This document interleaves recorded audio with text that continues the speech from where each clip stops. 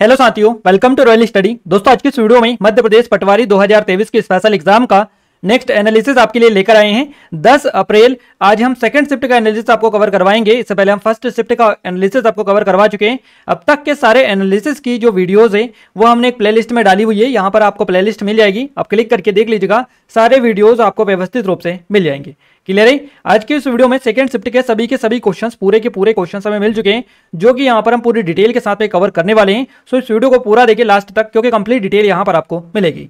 आपने अगर चाहते हैं कि इस वीडियो की पीडीएफ फाइल आपको मिले तो आप रॉयल स्टडी एप्लीकेशन को डाउनलोड कर लीजिएगा। एप्लीकेशन को डाउनलोड करने के अलावा टेलीग्राम को भी ज्वाइन कर लीजिएगा। दोनों की लिंक आपको डिस्क्रिप्शन में मिल जाएगी। ये स्टेप फॉलो करेंगे, आसानी से आपको पीडीएफ मिल जाएगी। हमारी पटवारी की स्पेशल टेस्ट सीरीज अगर आपने अभी तक इनरोल नहीं किया, कर लीजिएगा। काफी अच्छा स्पेशल ऑफर इस पर चल रहा है। गाइस, अगर आपका आगे आने वाले किसी भी दिन एग्जाम है तो आप हमें अपने क्वेश्चंस जरूर से सेंड किया करें। देखिए, क्वेश्चंस आप हमें किस नंबर पर सेंड कर सकते हैं? नंबर है हमारे 7999087885।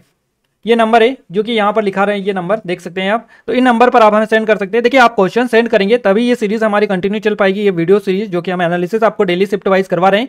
अदरवाइज ये सीरीज कभी भी बंद हो सकती है, क्योंकि अगर क्वेश्चन ही हमारे पास में नहीं रहेंगे, क्वेश्चन ही हमें नहीं मिल पाएंगे, तो आपको एनालिसिस कहाँ से करवाया जाएगा। तो आप इन चीज़ों को थोड़ा सा केयरफुली ध्यान दें इन चीज़ों पर, क्योंकि क्वेश्चंस आप जरूर से सेंड करें। जिनका भी एग्जाम रहे वो आप हमें questions time to time send कर दिया करें। अदरवाइज ये पॉसिबल नहीं हो पाएगा कि हम आपको एनालिसिस करवा पाएंगे। फाइनली स्टार्ट करते हैं। देखिए, ऑटो सब्जेक्ट के क्वेश्चंस मिल चुके हैं, और जिन्होंने क्वेश्चंस सेंड किए हैं उनका बहुत बहुत धन्यवाद हम देना चाहेंगे, ताकि इतनी मेहनत करके उन्होंने हमें सभी क्वेश्चंस बताने की कोशिश की है। फाइनली स्टार्ट करते हैं गाइस, जीके और करंट अफेयर के पहले क्वेश्चन से। उससे पहले बता दें, चैनल को सब्सक्राइब नहीं किया, सब्सक्राइब करने के साथ साथ बेल आइकन को आप दबा दें, और इस वीडियो को लाइक कर दे, शेयर कर दे अपने दोस्तों के साथ में, ताकि हमें सपोर्ट मिले, मोटिवेशन मिले आपके लिए, और अच्छी से अच्छी वीडियोस हम लाने की कोशिश करते रहें। पहला क्वेश्चन हमारा निकल कर आ रहा है। देखिए, आज की सेकंड शिफ्ट का पहला क्वेश्चन है, फतेहपुर सीकरी की स्थापना कब और किसने करवाई थी? तो फतेहपुर सीकरी की स्थापना अकबर ने करवाई थी 1571 में। याद रखिएगा, फतेहपुर सीकरी मुगल सम्राट अकबर ने सन 1971 में इसको बताया था। फतेहपुर सीकरी उत्तर प्रदेश में स्थित है, एक शहर है ये, और फतेहपुर सीकरी जो है ये आगरा जिले के यूपी में आती है। क्वेश्चन इससे पहले भी आपको बन चुका है कि अकबर की दूसरी राजधानी कौन सी थी, तो यही थी फतेहपुर सीकरी। इसकी स्थापना मुगल सम्राट अकबर ने करवाई थी। 1571 से 1585 तक यह मुगल साम्राज्य की राजधानी रही थी फतेहपुर सीकरी, और 1573 में अकबर के विजय गुजरात अभियान जो था, तो फतेहपुर जो सीकरी बेसिकली इसका जो बनाई गई थी, ये अकबर की दक्षिण जो विजय, बेसिकली गुजरात विजय इसको कहा जाता है, गुजरात विजय, इसके उपलक्ष्य में बेसिकली यहाँ पर इसको बनाया गया था 1573 में। अकबर की विजय गुजरात अभियान के बाद इसे विजय का शहर कहा गया, और 1803 में एक प्रशासनिक केंद्र यहाँ अंग्रेजों द्वारा स्थापित किया गया था। यहाँ घूमने के कई स्थान है, जैसे कि बुलंद दरवाजे यहाँ पर है फतेहपुर सीकरी में, सलीम चिश्ती का मकबरा है फतेहपुर सीकरी में, जामा मस्जिद यहाँ पर है, इबादत खाना, इसके अलावा कई अन्य स्थल भी आपको यहाँ पर देखने को मिलते हैं। नेक्स्ट क्वेश्चन पूछा गया है, सूर्यकांत त्रिपाठी निराला द्वारा रचित रचना नहीं है। अब ऑप्शंस क्या थे वो तो हमें नहीं मिले हैं, बट सूर्यकांत त्रिपाठी निराला जी के द्वारा जो रचित रचनाएं हैं वो सारी यहाँ पर डाल दिए। इनकी प्रमुख जो मुख्य काव्य रचनाएं हैं, इनमें परिमल, गीतिका, अनामिका, तुलसीदास, कुकुरमुत्ता, अनिमा, अपरा, बेला, नए पत्ते, आराधना, अर्चना, ये सभी इनकी काव्य रचनाएं हैं जो कि टॉप लेवल की है, और यहाँ से आपके एग्जाम में सबसे ज्यादा क्वेश्चंस बनते हैं। तो इन्हीं में से आपको ऑप्शंस थे, इनमें से एक नहीं होगी, वो आपका करेक्ट आंसर रहेगा। अगला क्वेश्चन पूछा गया है, महिला हॉकी विश्व कप 2014 के फाइनल में कौन कौन सी टीम शामिल थी? तो गाइस, फाइनल मुकाबला जो हुआ था वो किसके किसके के बीच में हुआ था, ये बेसिकली पूछा गया है महिला हॉकी विश्व कप 2014 में। तो ऑस्ट्रेलिया को हराकर नीदरलैंड जीता था। क्लियर है? ऑस्ट्रेलिया को हराकर नीदरलैंड जीता था इसमें, तो दोनों के बीच में ये मुकाबला हुआ था, ऑस्ट्रेलिया और नीदरलैंड आपका करेक्ट आंसर रहेगा। 2014 महिला हॉकी विश्व कप फील्ड हॉकी टूर्नामेंट का 13वां संस्करण ये था। और गाइस देखिए कितने डीपली यहाँ पर क्वेश्चंस जा रहे हैं। 2014 का भी क्वेश्चंस बना है, इसके अलावा एक 2011 से भी क्वेश्चंस पूछा गया है। तो इस तरह के क्वेश्चंस आपसे पूछे जा रहे हैं, काफी डीपली है इस तरह के क्वेश्चंस, और काफी पैटर्न चेंज हो चुका है। ऐसा बोला जा सकता है गाइस कि अब तक का सबसे डिफिकल्ट पैटर्न यहाँ पर अभी फॉलो किया जा रहा है। अभी रिसेंटली 2-4 दिन से और डीपली जाता जा रहा है आपका जीएस वाला पोर्सन। तो यहाँ पर काफी डीपली क्वेश्चंस बन रहे हैं, और ये जो क्वेश्चंस बन रहे हैं ये मुझे नहीं लगता कि कहीं से आपके डायरेक्टली सिंपली उठाकर, ये गाइस ऐसे क्वेश्चन है जो आपके पहले किसी एग्जाम में पूछे जा चुके हैं, और उस टाइम पर वो करंट के क्वेश्चन होंगे, और उन्हीं को सिंपली यहाँ पर उठाकर उनसे पूछ रहा है। तो इस तरह के क्वेश्चन आई थिंक ये हैं। क्लियर है? और ये देखिए यहाँ पर डिटेल अगर हम कवर करें, 13वां संस्करण था, और ये 31 मई से 14 जून 2014 तक द हेग नीदरलैंड में आता है बेसिकली ये। तो यहाँ पर क्योसेरा स्टेडियम है, यहाँ पर ये आयोजित किया गया था। देखिए, पुरुषों के टूर्नामेंट के साथ साथ यह तीसरी बार था जब नीदरलैंड में 1986 और 1998 के बाद महिला विश्व कप की मेजबानी की थी। फाइनल में ऑस्ट्रेलिया को 2-0 से हराकर नीदरलैंड ने 7वीं बार टूर्नामेंट की जीता। आइए आगे बढ़ते हैं अगले क्वेश्चन की ओर। अगला क्वेश्चन पूछा गया है, भारतीय अंतर्राष्ट्रीय फिल्म फेस्टिवल का कौन सा संस्करण हुआ अभी हाल ही में? तो अभी हाल ही में भारतीय अंतर्राष्ट्रीय फिल्म फेस्टिवल का जो संस्करण आयोजित हुआ, ये 53वां संस्करण इसका था। भारतीय अंतर्राष्ट्रीय फिल्म महोत्सव का 53वां संस्करण 20 से 28 नवंबर 2022 तक गोवा में आयोजित किया गया। 20 नवंबर 2022 को IFFI के 53वें संस्करण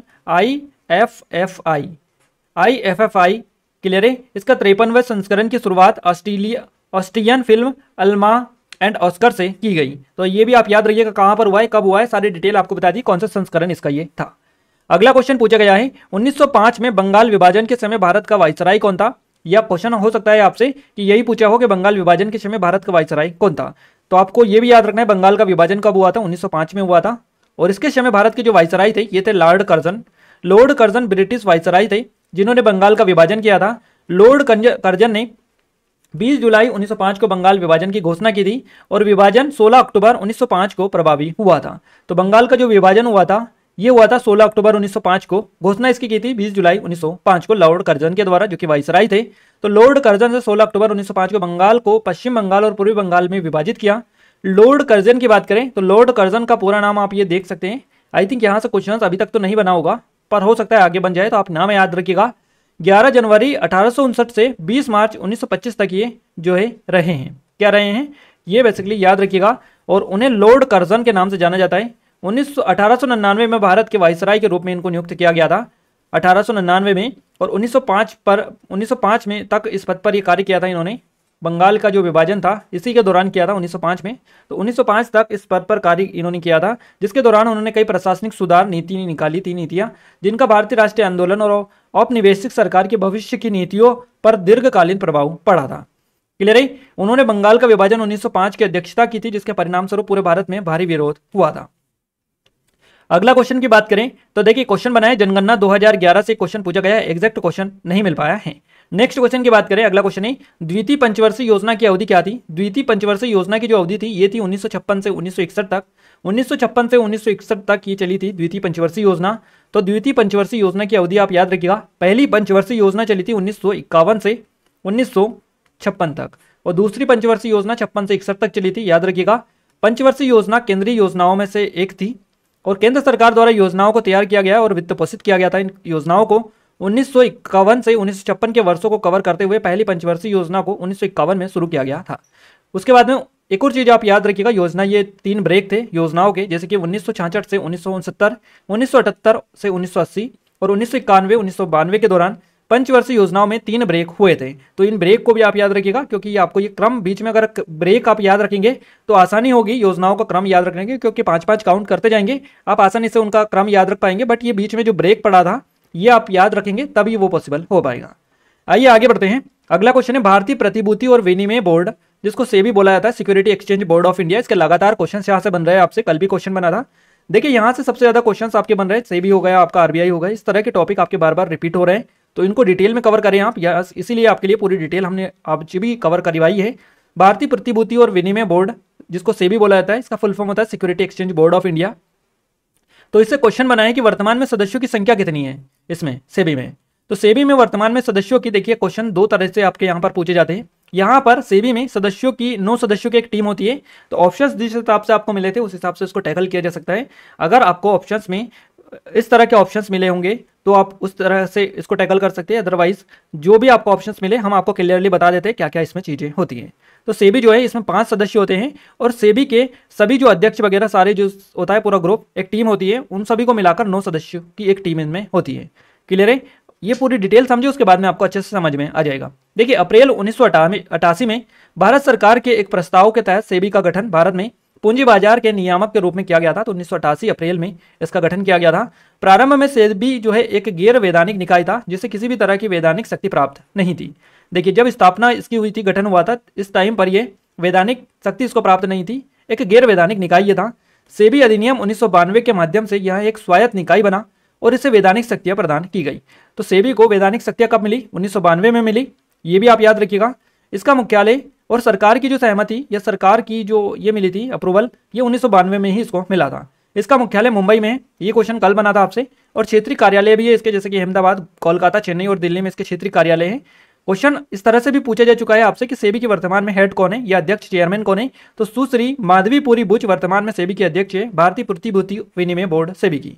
क्लियर है। सेबी में 9 सदस्यों की एक टीम होती है, 9 सदस्यों की एक टीम होती है, जिसमें कौन कौन होता है? सेबी बोर्ड का एक अध्यक्ष जिसको केंद्र सरकार द्वारा नियुक्त किया जाता है। इसके अलावा बोर्ड का एक सदस्य होता है जो केंद्रीय बैंक अर्थात आरबीआई द्वारा नियुक्त होता है। इसके अलावा बोर्ड के 2 सदस्य होते हैं जो केंद्रीय वित्त मंत्रालय के द्वारा नियुक्त किए जाते हैं, और बोर्ड के 5 सदस्य होते हैं जो कि भारतीय केंद्र सरकार के द्वारा नियुक्त होते हैं या चुने जाते हैं। तो देखिए 5 तो ये हो गए, 2 ये हो गए, कितने हो गए? 7 हो गए, 1 ये हो गए, तो ये 8 हो गए टोटल। इसके अलावा सेबी बोर्ड का एक अध्यक्ष होता है, तो 8 के अलावा एक और अगर हम प्लस करें तो टोटल हो जाएंगे 9, यानी कि सेबी में 9 सदस्यों की एक टीम होती है। अब या तो ये आपसे पूछा गया होगा या फिर ये लास्ट वाला पूछा गया होगा आपसे कि बोर्ड के 5 सदस्य होते हैं जो कि भारत की केंद्र सरकार के द्वारा चुने जाते हैं। तो जो भी ऑप्शन में मिला हो उस हिसाब से इसको टेकल आप कर सकते हैं। आपको क्लियरली हमने सारी डिटेल क्लियर कर दी है। आइए आगे बढ़ते हैं। अगला क्वेश्चन पूछा गया, खजुराहो नृत्य महोत्सव 2023 का कौन सा संस्करण आयोजित किया गया? तो खजुराहो नृत्य महोत्सव 2023 का जो संस्करण आयोजित किया गया ये 49वां संस्करण था। 20 फरवरी 2023 को विश्व प्रसिद्ध, ये क्वेश्चन एक बार और आपसे पढ़ चुका है स्टार्टिंग में, जब पेपर स्टार्ट हुए तो उस टाइम पर एक बार और पूछा जा चुका है, सेम क्वेश्चन वापस से रिपीट हुआ है। 20 फरवरी 2023 को विश्व प्रसिद्ध पर्यटन स्थल खजुराहो में खजुराहो के सांसद है और भाजपा के प्रदेश अध्यक्ष है वीडी शर्मा, विष्णुदत्त शर्मा इनका नाम है। और ये कहाँ से सांसद है? तो खजुराहो से ये सांसद है, छतरपुर खजुराहो जहाँ पर आता है। 7 दिवसीय ये उत्सव है बेसिकली खजुराहो नृत्य महोत्सव। 49वां संस्करण इसका खजुराहो समारोह का इस शुभारंभ इनके द्वारा ही किया गया, इसका उद्घाटन इन्होंने ही किया है। तो फरवरी और मार्च के महीने में ये खजुराहो नृत्य महोत्सव है जो इसका आयोजन किया जाता है। कहाँ पर? खजुराहो में। 7 दिवसीय कार्यक्रम ये होता है, महोत्सव ये होता है। इसके अलावा अगर आपसे पूछा जाए कि 48वां खजुराहो नृत्य महोत्सव कब हुआ था, तो ये 20 से 26 फरवरी 2022 के बीच में खजुराहो मध्य प्रदेश में आयोजित हुआ था। क्लियर है, याद रखिएगा। आइए आगे बढ़ते हैं। अगला क्वेश्चन है, केंद्र सरकार ने B20 इंडिया का अध्यक्ष किसे नियुक्त किया है? तो केंद्र सरकार के द्वारा B20 का इंडिया का नया जो अध्यक्ष नियुक्त किया है ये N चंद्रशेखरन को किया है। अब B20 आपको हो सकता है बिजनेस 20 इंडिया भी दे रखा हो, तो केंद्र सरकार ने बिजनेस 20 इंडिया का नया अध्यक्ष किसे नियुक्त किया है? एक ही बात है, N चंद्रशेखरन आपका करेक्ट आंसर रहेगा। केंद्र सरकार ने टाटा सन्स के चेयरमैन N चंद्रशेखरन को B20 इंडिया का नया अध्यक्ष नियुक्त किया है। उद्योग संगठन CII ने यह बताया है कि भारत की G20 की अध्यक्षता के दौरान चंद्रशेखरन बिजनेस एजेंडा की अगुवाई ये करेंगे। भारत सरकार ने B20 इंडिया प्रक्रियाओं की अगुवाई के लिए CII को B20 भारत सचिवालय नियुक्त किया है और CII ने इसका प्रभार 1 दिसंबर से संभाला है। अगले क्वेश्चन की बात करते हैं। अगला क्वेश्चन पूछा गया, आईफा अवार्ड से क्वेश्चन आपका पूछा गया है। एग्जैक्ट क्वेश्चन हमें नहीं मिल पाया है पर डिटेल हमने डाल दी है, जो भी क्वेश्चन आपसे बना होगा। आईफा 2022 से रिलेटेड क्वेश्चन था आपका कि अंतरराष्ट्रीय, देखिए इससे बारे में डिटेल कवर करें तो देखिए 2022 का जो आईफा है ये अंतरराष्ट्रीय भारतीय फिल्म अकादमी पुरस्कार, बेसिकली इसका पूरा नाम है, अबू धाबी में आयोजित किया गया 2022 का। इस साल यानी 2022 का जो आईफा है ये अवार्ड ये सलमान खान, मनीष पाल, रितेश देशमुख ने होस्ट किया था। सिद्धार्थ मल्होत्रा की शेरशाह ने इस साल पुरस्कारों में अपना दबदबा बनाए रखा और फिल्म ने 5 श्रेणियों में जीत हासिल की थी। सरदार उधम और मिमी लूडो ने 2-2 श्रेणियों में जीत हासिल इसमें की है। अगले क्वेश्चन की बात करते हैं। अगला क्वेश्चन है 13वीं सीनियर महिला चैंपियनशिप का फाइनल किसके बीच में हुआ था? देखिए 13वीं सीनियर महिला चैंपियनशिप का फाइनल जो हुआ था ये मध्य प्रदेश और महाराष्ट्र दोनों के बीच में हुआ। हॉकी मध्य प्रदेश फाइनल में हॉकी महाराष्ट्र को 5-1 से हराकर 13वीं हॉकी इंडिया सीनियर महिला राष्ट्रीय चैंपियनशिप 2023 का चैंपियन बन गया, तो ये मध्य प्रदेश बना। वहीं हॉकी झारखंड ने हॉकी हरियाणा को हराकर तीसरा स्थान हासिल किया है। तो इनके बारे में याद रखिएगा कौन सा स्थान किसने हासिल किया है, कौन जीता है, कौन हारा है, क्योंकि यहाँ से क्वेश्चंस ऑलरेडी आपके इस तरह के पूछे जा रहे हैं। आइए आगे बढ़ते हैं। अगला क्वेश्चन है सार्वजनिक या फिर जिसको ही पब्लिक बोलते हैं, तो सार्वजनिक लिमिटेड कंपनी या पब्लिक लिमिटेड कंपनी बनाने के लिए सदस्यों की न्यूनतम संख्या कितनी होनी चाहिए? तो न्यूनतम 7 सदस्यों की संख्या होनी चाहिए इसको बनाने के लिए। एक कंपनी लिमिटेड कंपनी एक ज्वाइंट स्टॉक कंपनी होती है। यह भारतीय कंपनी अधिनियम 2013 के प्रावधानों के तहत शासित है। सार्वजनिक कंपनी शुरू करने के लिए आवश्यक सदस्यों की न्यूनतम संख्या 7 होनी चाहिए। आइए आगे बढ़ते हैं। और अधिकतम कितनी भी हो सकती है इस पर ये नहीं है, बट न्यूनतम 7 होनी चाहिए, ये आपको याद रखना है। अगला क्वेश्चन पूछा गया, वन्यजीव संरक्षण अधिनियम कब लागू हुआ? तो ये 1972 में हुआ था। भारत में वन्यजीवों की सुरक्षा और संरक्षण के लिए 1972 में वन्यजीव संरक्षण अधिनियम बनाया गया था। इसमें अवैध शिकार, जंगली जानवरों की हत्या का मुकाबला करने के प्रावधान है। इसमें लुप्त जो प्राय अन्यथा संरक्षित प्रजातियां जैसे कि हाथी, बंगाल टाइगर, शेर हो गए, और जंगली जानवर की प्रजातियों जो अवैध शिकार के कारण खतरे में हैं उनके संरक्षण के लिए बेसिकली ये चलाया गया था, ये बनाया गया था अधिनियम 1972 वन्य जीव संरक्षण अधिनियम। बात करते हैं अगले क्वेश्चन की। 2014 में किसी का गठन हुआ था, इससे रिलेटेड क्वेश्चन पूछा था आपसे, राष्ट्रपति जी से रिलेटेड कोई क्वेश्चन पूछा था। इसके अलावा बंगाल विभाजन, जो कि ऑलरेडी आपको बता चुके हैं, बंगाल लॉर्ड कर्जन से रिलेटेड है, कौन वाइसराय थे उस टाइम पर, ये क्वेश्चन आपसे पूछा गया। अकबर से रिलेटेड भी कोई क्वेश्चन था। बाकी आज के शिफ्ट में आई थिंक मुझे जहां तक लग रहा है कम ही क्वेश्चन पूछे गए, लगभग 20 के समथिंग क्वेश्चन आई थिंक आज पूछे गए हैं जीके जीएस से। तो आप देख लीजिएगा, यहाँ पर हमने क्वेश्चंस तो आपको पूरे कवर करवाने की कोशिश की है, कुछ टॉपिक है इनको भी आप देख लीजिएगा एक नजर, यहीं से क्वेश्चंस आपके बने थे। आइए अब हम साइंस को फटाफट कवर कर लेते हैं। हमारी कुछ ऑनलाइन कोर्सेस है, जैसे कि पटवारी की टेस्ट सीरीज है, हमारी जेल प्रहरी फॉरेस्ट गार्ड की, एमपीएसआई की स्पेशल टेस्ट सीरीज है, एमपीपीएससी की, ये कुछ एमपी करंट अफेयर की ई बुक्स है। तो इन सभी की लिंक डिस्क्रिप्शन में डली है, एक बार जरूर से आप विजिट करिएगा, डिस्क्रिप्शन में लिंक है, एप्लीकेशन को डाउनलोड करेंगे, कंप्लीट डिटेल वहीं पर आपको मिल पाएगी। देखिए साइंस की बात करें, हम साइंस का पहला क्वेश्चन बनाएं, कौन सी धातु से क्या बनेगा, इस तरह से क्वेश्चन था आपका। एग्जैक्ट क्वेश्चन तो हमें नहीं मिल पाया है, बट हमने आपको बता दिया कि धातु अधातु से क्वेश्चन आपके बन रहे हैं।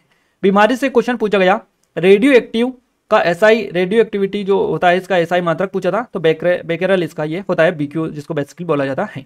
निम्न में से कौन सा रोग दूषित जल पीने से होता है, या दूषित जल के सेवन से या दूषित पानी पीने से कौन सा रोग होता है, तो हैजा होता है। वायरस की खोज किसने की थी, इवान वस्की ने की थी। विटामिन रिक्तस्थान की कमी से पेलाग्रा होता है, कौन सा विटामिन की कमी से, तो विटामिन B3 की कमी से पेलाग्रा होता है। सेब में निम्नलिखित में से कौन सा अम्ल पाया जाता है, तो मौलिक अम्ल या मौलिक एसिड इसमें बेसिकली पाया जाता है। आइए कंप्यूटर की ओर आगे बढ़ते हैं। कंप्यूटर का पहला क्वेश्चन बना है, कंप्यूटर को किसने विकसित किया, तो चार्ल्स बेबेज ने किया था। क्लियर है। इसके अलावा जावा की भाषा पूछी थी, जावा की भाषा कैसे बनाते हैं। देखिए कुछ इस तरह की एडवांस यहाँ पर लैंग्वेजेस आ रही कंप्यूटर की, जैसे कि यहाँ पर पाइथन से क्वेश्चंस लगातार 2-3 दिन से बन रहे हैं, C++, जावा और पाइथन, इनसे लगातार आपके क्वेश्चंस बन रहे हैं। तो आप पटवारी के चक्कर में कहाँ पड़े, अच्छे से कोडिंग सीखिए और ऐप डेवलपर बनिए, क्योंकि उसमें ज़्यादा स्कोप है। अब गाइज आपको पता होना चाहिए ये चीज़ें कितनी एडवांस लेवल की होती है, जावा वाली और C++, इसके अलावा पाइथन वाली। वेब डेवलपर ही ये चीज़ों को कर सकता है डिज़ाइन। क्लियर है। अब इसमें इनका क्या काम रहता है बेसिकली, ये मुझे बताइए थोड़ा सा। इतना डीपली यहाँ पर क्यों क्या जाने की क्या ज़रूरत है, ये मुझे कुछ समझ में नहीं आ रहा है चीज़ें। खैर आपको कोई क्वेश्चन अगर इनके बारे में पता हो कि क्या क्वेश्चन एग्जैक्ट पूछा गया था, क्लियर है, तो आप हमें कमेंट में कमेंट करके बताइएगा। अगर किसी ऐप डेवलपर ने एग्जाम दिया था तो वही इन क्वेश्चनों को बता सकता है एज इट इज, जो भी आपके एग्जाम में पूछा गया होगा। आइए आगे बढ़ते हैं। और अगला क्वेश्चन पूछा गया, ट्रांजिस्टर का आविष्कार किसने किया था। तो ट्रांजिस्टर का जो आविष्कार किया था ये बेसिकली 1948 में अमेरिका के 3 वैज्ञानिकों ने, जॉन बार्डिन, विलियम शोकले और वोल्टर ब्रॉटेन ने किया था। तो इन तीनों के नाम आप याद रखिएगा। कंप्यूटर में वेब डिजाइन वाला कोडिंग पूछा था। आप देखिए ये कोडिंग अब याद रखना इतना सिंपल नहीं होता है, आप सभी को बताइए कितनी डिफिकल्ट चीज़ होती है कोडिंग। कोडिंग हर किसी के बस काम के ये नहीं होता है, हर किसी को ये चीज़ें समझ में भी नहीं आती है स्टार्टिंग में। तो यहाँ से इतना डीपली जा रहा है। अब आपको एग्जैक्ट क्वेश्चन तो पता नहीं होगा किसी को, अगर कुछ लोगों को पता हो तो आप कमेंट में कमेंट कर सकते हैं। बाकी इनपुट आउटपुट आप कम देखने को मिल रहा है थोड़े। MS वर्ड से क्वेश्चंस आ रहे हैं, नेटवर्किंग मेमोरी से क्वेश्चंस बन रहे हैं, एक दो questions. MS power point, MS word और MS ऑफिस, इनसे क्वेश्चंस आपके बन रहे हैं, एक्सेल वगैरह से। बट ये भी तो डीपली जा रहे हैं, बहुत ज़्यादा डीपली जा रहे हैं, इनसे क्वेश्चंस समझना ही इतना आसान नहीं है। एंटीवायरस से क्वेश्चंस बन रहे हैं आपके। इसके अलावा MS ऑफिस, जो कि ऑलरेडी हम आपको कवर करवा चुके हैं। अब अगर हिंदी में बात करें गाइस, तो हिंदी में रचनाएं एक दो रचनाएं पूछी जा रही है। तत्सम और तद्भव, किसी दिन तत्सम आ रहा है, किसी दिन तद्भव आ रहा है, इस तरह के क्वेश्चंस आपसे बन रहे हैं। इसके अलावा विसर्ग संधि आज पूछी गई, समाज से क्वेश्चंस बन रहे हैं, संधि से क्वेश्चंस पूछे जा रहे हैं, तो इनसे लगातार आपके क्वेश्चंस बन रहे हैं। अलंकार से क्वेश्चंस बन रहे हैं, पर्यायवाची विलोम से क्वेश्चंस बन रहे हैं। इसमें ऐसा हो रहा है कि किसी दिन विलोम से पूछा जा रहा है, किसी दिन पर्यायवाची आ रहे हैं, तो किसी दिन दोनों पूछे ले रहा है। तो इस तरह के यहाँ पर पैटर्न फॉलो हो रहा है। तो आप दोनों को कंप्लीट करके रखिएगा, सभी टॉपिक को। यहाँ पर बेसिकली इनसे लगातार आपके एग्जाम में क्वेश्चंस बन रहे हैं। मुहावरे हो गई, लोकोक्तियां हो गई, ये पैरा जंबल वाले क्वेश्चन 6 से 7 डेली आपके आ रहे हैं, 6 से 7 डेली आ रहे हैं, इंग्लिश और हिंदी दोनों में आ रहे हैं। तो इन पर आप अच्छे खासे कमांड रखिएगा। शुद्ध वर्तनी वाले क्वेश्चन आप अच्छे से कवर करके रखिएगा, शुद्ध अशुद्ध वाक्य वाले भी क्वेश्चन आप कवर करके रखिएगा। गाइस एक और चीज़ मैं बता दूं, कुछ लोगों के हमें मैसेजेस आ रहे हैं कि आप सजेशन दीजिएगा कि किन टॉपिक पर हम कमांड करके रखें। तो गाइस मैं एक ही बात आपसे बताना चाहूँगा, मैथ्स, रीजनिंग, साइंस और मैथ्स, रीजनिंग, हिंदी, इंग्लिश, ये जो टॉपिक है यहाँ से जो स्टार्टिंग से आ रहा है वही, या फिर मैथ्स में तो कैलकुलेटिव अब स्टार्ट हो चुका है, थोड़ा सा डीपली पूछे जाने लगा है और कुछ क्वेश्चंस के आंसर ही मैच नहीं हो रहा है, एरर है। तो आप सभी को बताइए, कांस्टेबल के टाइम पे भी वो चीज़ें हुई थी, काफ़ी सारे क्वेश्चंस में ऑब्जेक्शन लगाया था हम लोगों ने और काफ़ी सारे क्वेश्चंस का आंसर ही रॉन्ग था। क्लियर है। तो इस तरह की जो चीज़ें हैं वो आपको कंफ्यूज करने के लिए की जा रही है और जानबूझकर इस तरह के गलत ऑप्शंस वहां पर दिए जा रहे हैं ताकि आप अपना टाइम वेस्ट कर दें और आपका पेपर बिगड़ जाए। तो आपको ये चीज़ों को थोड़ी सी सावधानी रखनी है और आपको बिल्कुल भी इस तरह के क्वेश्चंस में उलझना नहीं है, उनको स्किप करके आगे बढ़ना है। क्लियर है। मैनेजमेंट की बात करें तो इकोनॉमी से क्वेश्चंस बने हैं, प्रबंध से क्वेश्चंस पूछे गए हैं, अकाउंटिंग से क्वेश्चन बने हैं, मार्केटिंग से क्वेश्चंस बने हैं, आपके नियंत्रण से क्वेश्चंस पूछे गए हैं, नियोजन से भी क्वेश्चन बने हैं, विपणन से, संगठन से, बट इनसे डीपली क्वेश्चंस जा रहे हैं, ऐसे समझना पॉसिबल नहीं होगा। कथन भी आ रहा है और परिभाषा भी आपकी एक दो पूछी जा रही है। पैरा जंबल इंग्लिश में 7 से 8 क्वेश्चंस बने, आइटम से क्वेश्चंस बन रहे हैं, एक्टिव पैसिव से क्वेश्चंस है, डायरेक्ट इनडायरेक्ट स्पीच से क्वेश्चंस है, सेंटेंस करेक्शन वाले भी हैं, एरर वाले क्वेश्चंस आ रहे हैं, मिस स्पेल्ट आ रहे हैं, आपके एंटोनियम सिनोनियम से भी क्वेश्चंस आपको देखने को मिल रहे हैं। मैथ्स में आपका लाभ हानि आ रहा है, प्रतिशत, औसत से क्वेश्चंस बन रहे हैं, चित्रमिति से क्वेश्चंस पूछे जा रहे हैं, बोर्ड मास से भी क्वेश्चन बन रहे हैं, पाई चार्ट, बार ग्राफ से भी क्वेश्चंस पूछे जा रहे हैं, चाल दूरी से क्वेश्चन बन रहे हैं, आपके समय कार्य से, नावधारा से, रेलगाड़ी वाले क्वेश्चंस पूछे जा रहे हैं, अनुपात समानुपात से क्वेश्चंस बने, SICI से क्वेश्चंस पूछे गए, संख्या पद्धति, नंबर सिस्टम से या फिर सिंप्लीफिकेशन, इनसे भी क्वेश्चन आपके लगातार बन रहे हैं, तो इन पर आप कमांड करके रखिएगा। रीजनिंग में बात करें, मिसिंग नंबर हो गए आपके, क्लियर है, लुप्त पद वाले, रैंकिंग वाले क्वेश्चंस, आकृति वाले, इसके अलावा नंबर सीरीज हो गई, दर्पण वाले क्वेश्चंस हो गए, मिरर इमेज वाले, आकृति वाले, अगली आकृति कौन सी होगी, और फिगर काउंटिंग वाले भी आप कंप्लीट करके रखिएगा, क्योंकि किसी दिन वहां से आ रहे हैं क्वेश्चन, तो किसी दिन यहां से पूछे जा रहे हैं। घड़ी और कैलेंडर से भी क्वेश्चन आ रहे हैं, क्लियर है, किसी दिन घड़ी से पूछ ले रहा है, किसी दिन कैलेंडर से क्वेश्चन आ रहे हैं, ब्लड रिलेशन से क्वेश्चन आ रहे हैं, डाइस से भी क्वेश्चन बन रहे हैं, कथन, निष्कर्ष, कोडिंग, डिकोडिंग और अल्फाबेट सीरीज, इन सभी टॉपिक से यहाँ पर क्वेश्चन आपके बने हैं। गाइज आज हमने पूरा डिटेल के साथ में आपको एनालिसिस करवाया है। इस वीडियो को ज़्यादा शेयर करें, लाइक करें, अपने दोस्तों के साथ पे शेयर करें, और जो लोग चैनल पर पहली बार विजिट किए, चैनल को सब्सक्राइब करके बेल आइकन को ऑन करके रखें, ताकि सबसे पहले आपको वीडियो इसकी मिल पाए। क्लियर है, ये कुछ ऑनलाइन कोर्सेस है, टेस्ट सीरीज है, इनकी मदद से आप अपनी एग्जाम में या अपनी तैयारी में काफ़ी हद तक इंप्रूवमेंट ला सकते हैं। तो आप एक बार जरूर से विजिट करिएगा।